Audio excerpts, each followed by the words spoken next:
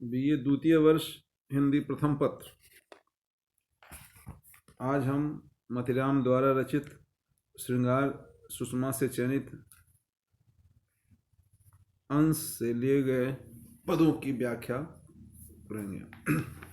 पंक्ति है, कुंदन को रंग फीको लगे, झलके अति अंगन चार गोराई, आँखन में अलसान, चितौन में मंजू बिलासन की सरसाई, को बिनु मोल बिकात नहीं, मतिराम लहे मुस्कान मिठाई, ज्यों ज्यों निहारी ये नैरे हुए नैनन, त्यों त्यों खरी निकरे सी निकाई।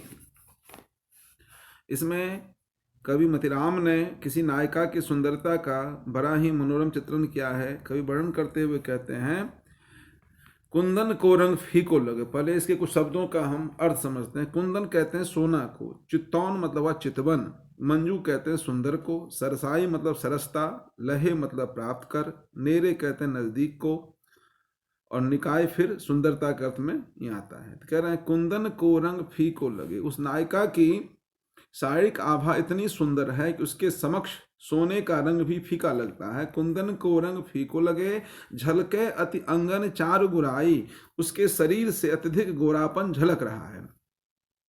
अगला पद है, आँखन में अलसान, चितौन में मंजू विलासन की सरसाई। यौवन की अवस्था आने के कारण नायिका की आंखों में आलस से भरी मस्ती छाई हुई है और चितवन में सुंदर श्रृंगार विलास की सरसता दिखाई दे रही है।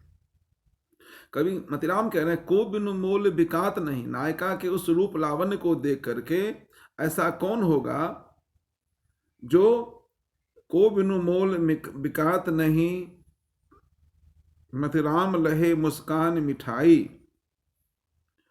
ऐसा कौन होगा जो उसकी मधुर मुस्कान को देखकर बिना मूल्य के उसके सामने नहीं बिक जाएगा। मतलब इसकी सुंदरता ऐसी अद्भुत है, अप्रतिम है। ज्यों ज्यों निहारिये नैरे हुए नैनन, त्यों त्यों खरी निकरे सी निकाई। कह रहे हैं ज्यों ज्यों उस नायिका को अपनी आंखों से निकटता से देखा जाता है, त्यों त्यों उसकी सुंदरता और अधिक निखरती हुई प्रतीत होती है। इसमें कवि मतिराम ने नायिका के सौंदर्य का सुंदर और सहज वर्णन किया है। सवैया छंद में ये रचना रचित है। अगला पद है, सारी जर तारी की झलक झलकत तैसी, केसरी के अंग राग कीनो सब तन में, तीखन तरन के किरण ते दुगुन ज्योति, जगत जवाहर जटित आवरण में। कवि मतिराम आभा अंगनी अंगारन की, धूम की सीधार छवि छाजती कचन में, ग्रीष्म दोपहरी में हरि को मिलन जात, जानी जात नारी न दवारी जुत बन में। इसमें भी कवि नायिका की सुषमा का सौंदर्य का वर्णन किया गया है। कवि जड़तारी कहते हैं सलमे सितारे से जड़ी हुई, तरन कार्थवा सु, जवाहर जटित रहे हैं, जवाहर जटित का अर्थवाद हीरे मोतियों से सवारी हुई सजी धजी, अंगारिन अंगारों की, कचन कहते हैं बाल को, दवारी कहते हैं दवारी जो मतलब प्रदीप्त दावाग्नि। इसमें कवि मतिराम कह रहे हैं, सारी जड़ तारी की झलक झलकन तेसी, केसरी के अंग राग कीनो सब तन में। कोई नायिका सलमा सितारों वाली साड़ी इस तरह से धारण की हुई है, उनके शरीर पे ऐसे चमक रही है जिससे कि शारीरिक आभा आकर्षक लग रही है, और उसने अपने सारे शरीर पर केसर का अंगराग कोई लेप लगा रखा है तथा शरीर पर हीरे मोतियों से जड़ित आभूषण धारण कर रखे हैं। तीखन तरिन के किरण ते दुगन ज्योति, ऐसा करने से उसके वे आभूषण सूर्य की तेज किरणों से भी दुगुनी चमक या आभा के साथ चारों ओर आलोक फैला रहे हैं। तीखन तरन के किरण की दुगुन ज्योति, जगत जवाहर जटित आवरण में। और कह रहा है जो उस समय उस नायिका की शारीरिक आभा प्रदीप्त अंगारों के समान, जगत जवाहर जटित आवरण, सारे आभूषणों से हीरे जवाहरात को धारण किए कर रखा है।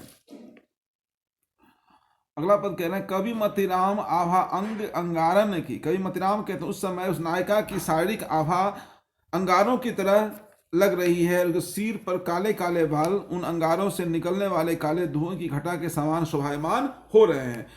कवि मतिराम आभा अंगनि अंगारन की, धूम की सिधार छवि छाजत कचन में। इसमें केश का रंग काला, उससे तुलना करते हुए ऐसा लग रहा है जो आग से कोई लपटे निकल रही हो, ऐसी लग रही है। ग्रीष्म दोपहरी में हरि को मिलन जात, जानी जात नारी न दवारी जुत बन में। कह रहे उस वह नायिका ग्रीष्म ऋतु की दोपहरी में प्रीतम श्री कृष्ण से मिलने जाती है, तब ऐसा प्रतीत होता है कि वह नारी नहीं अपितु वन में प्रदीप्त होने वाली कोई दावाग्नि है। इसमें कवि ने मतिराम ने नायिका के लिए जो उपमान लिया है वह बड़ा ही अनुपम है। उसके आभूषणों से जड़ित शरीर के लिए अंगारों का और बालों के लिए धुएं की घटा का उपमान कोमल कवि कल्पना है। अंत में प्रदीप्त दावाग्नि से उसकी उपमा देना भी अभिसार की दृष्टि से स्वाभाविक है। इसमें कवि ने अनुप्रास का भी सुंदर प्रयोग किया है, जैसे तीखन तरिन में और जगत जवाहर जटित में अनुप्रास का सुंदर प्रयोग किया गया है। उत्प्रेक्षा अलंकार भी है, और मनहरण कवित छंद में कवि ने इस पद की रचना की है। अगला है प्रकृत वर्णन से लिया गया अंश है। ग्रीष्म हूँ रवि तपत हूँ, ग्रीष्म हूँ रवि तपत हूँ, रहे जलद जन झूमि, तपी दृगन शीतल करे गांव निकट की भूमि। जलद कहते हैं बादल को, दृगन का अर्थ हुआ आंखों को, तपी मतलब संतप्त। इसमें कवि ने ऋतु वर्णन के माध्यम से प्रकृति का सुंदर चित्रण किया। कह रहा है कवि कह रहे हैं ग्रीष्म हूँ रवि तपत हूँ, ग्रीष्म में गर्मी की ऋतु में सूर्य प्रचंड रूप से तपता है। रहे जलद जन झूम, और वर्षा काल में बादल आकाश में झूमते रहते हैं। तपी दृगन शीतल करे गांव निकट की भूमि, और गांव के समीप की भूमि ग्रीष्म ऋतु जो तपी हुई आंखों को वर्षा काल में शीतल कर देती है। भौर भाभरे भरत हैं कोकिल कुल मंडरात, या रसाल की मंजरी सौरभ शुभ सरसात। इसमें भावरे का अर्थ हुआ चक्कर लगाना, मंडरात मतलब मंडराना, रसाल कहते हैं आम को। इसमें कवि बसंत काल की प्राकृतिक छटा का वर्णन करते कह रहे हैं जो भौर भावरे भरत हैं, भ्रमर चारों ओर झुंड बनाकर पुष्प गुच्छों एवं डालियों पर चक्कर काट रहे हैं। कोकिल कुल मंडरात, और कोयल भी झुंड के झुंड में उड़ रहे हैं। या रसाल की मंजरी, और इस समय आम की बौर, सौरभ सुरभ सरसात, पर मनभावन सौरभ महक रहा है। अगला पद है वर्षा ऋतु बीनन लगी, प्रतिदिन शरत उदोति, लहलह ज्योति जुबार की, अरु गवार की होती। इसमें कवि कह रहे हैं जो वर्षा ऋतु बीतन लगी, वर्षा का ऋतु अब खत्म होने लगा है, बीतने लगा है। प्रतिदिन शरद उदोत, और शरद ऋतु आरंभ हो गई है। लहलह ज्योति ज्वार की, शरद ऋतु में खेतों में ज्वार के पौधे सफेद बालों से लहलहा रहे हैं। और गवार की होत, और गवार की खेती भी आकर्षक लगती है। अगला पद है सूखी सुता पटेल की, सूखी ऊखन पेख, अब फूली फूली फिरे फूली अरहर देख। सुता कहते हैं पुत्री को, फूली मतलब प्रसन्न होना, और फूली का अर्थ एक होता है फूलने के अर्थ में, खिलने के अर्थ में भी। इसमें यमक का प्रयोग कवि ने किया है। सूखी मतलब चिंतित, सूख गई है। ऊखन कहते हैं गन्ने की। इसमें कवि ने वर्णन किया है किसी पटेल की, कृषक की पुत्री की मनस्थिति का चित्रण किया है। कह रहे हैं सूखी सुता पटेल की, सूखी ऊखन पेख। किसान की पुत्री गन्ने को सूखती हुई खेती को देखकर बहुत अधिक दुखी हो गई। एक बात ये हुआ, कह रहे हैं सूखी पटेल की कृषक पुत्री सूख गई है, दुर्बल हो गई है अपने खेत में लगे हुए ऊख की फसल को देख करके। लेकिन वही उसकी पुत्री पुनः प्रसन्न हो जाती है। अब फूली फूली फिरे फूली अरहर देख, और शरत काल में बड़े विस्तार से फूली हुई अरहर की खेती को देखकर उसकी प्रसन्नता का कोई ठिकाना नहीं रहता है। मतलब ऋतु परिवर्तन के साथ जब फसल लहलहाने लगते हैं तो उसकी मन स्थिति अत्यधिक प्रसन्न हो जाती है, और वही जब फसल कुमला जाते हैं तो उसका आकर्षण, उसका मन बड़ा ही खिन्न हो जाता है। इसमें कवि ने यमक अलंकार को सुंदर प्रयोग किया है। इसमें सूखी और सूखी के दो अर्थ हैं, फूली फूली के भी दो अर्थ हैं,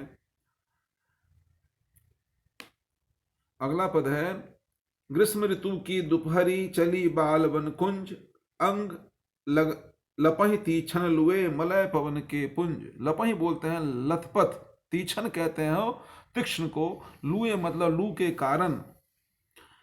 इसमें कवि ने ग्रीष्म ऋतु की दोपहरी का सुंदर चित्रण प्रस्तुत किया है।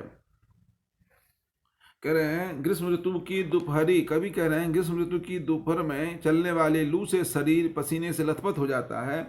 चली बाल वन कुंज, उस कारण दोपहरी को बिताने के लिए एक बाला उपवन के कुंज में चली जाती है ताकि वहां शीतलता मिले। अंग लपहि तीक्षण लुए, उस मलय पवन के पुंज, वहां उसे मलयगिरी के पवन, मलयाचल की शीतल सुगंधित हवा के झोंकों से राहत मिलती है। जो लू की गर्मी से उसकी जो अंग प्रत्यंग झुलस रहा है, वह जब मलयानल की हवा चलती है तो उसका मन पुनः प्रसन्न हो जाता है। इसमें ग्रीष्म की तीक्ष्णता और उस बाला नायिका के अंगों की सुकुमारता का स्वाभाविक वर्णन किया गया है। कितना हो गया?